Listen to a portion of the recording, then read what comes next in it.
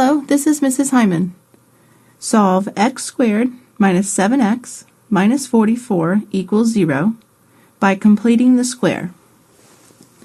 Well, the first thing that we need to do when completing the square is to get our quadratic expression in the form ax squared plus bx equals c.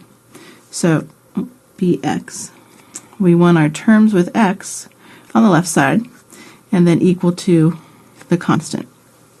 So we'll do that first. So we'll take our expression x squared minus 7x, and then we'll have to add 44 to both sides. So now there's the expression we're going to solve. When we're completing the square, we have to find half of the b value, and then we square that. So in this particular equation, our b value is right here, negative 7. So half of negative 7 would be negative 7 over 2.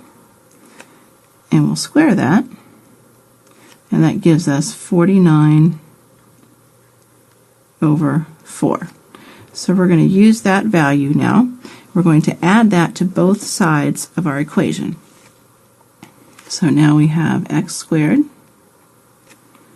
minus 7x plus 49 over 4, and that is equal to 44, again, plus 49 over 4. We add it on both sides so we don't change the value of our equation. So what we have done is now we've created a perfect square trinomial on the left side, which will allow us to factor. So we're going to take this expression here and factor it. So we have x minus 7 over 2, and that factor would be repeated, so it's squared.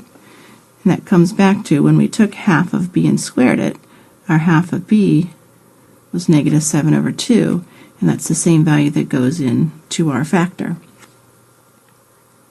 On the right side of the equation, we're actually going to add these together. So with common denominators, we would end up with 225 over 4.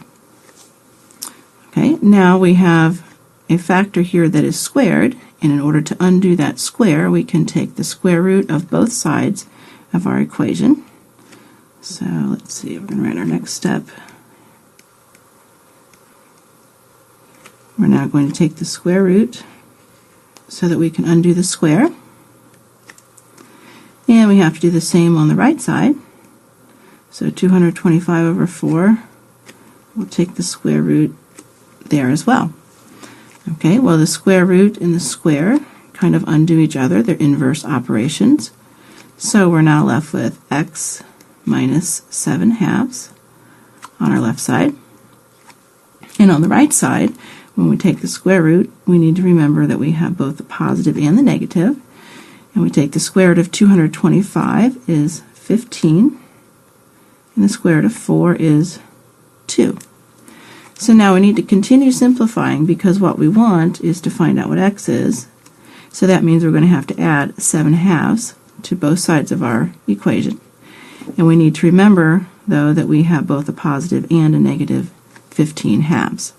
So we have now x equals 7 halves plus and minus 15 halves. So that really means we have two problems to simplify. So x equals 7 halves plus 15 halves, or x equals 7 halves minus 15 halves. So we just broke this apart. So now we'll simplify a little bit further. We get 22 halves, and if we divide that, we get 11. So one solution is 11. And then the second one, 7 minus 15 would be negative 8 over 2, and that reduces to negative 4. So our two solutions, we have negative 4 or 11.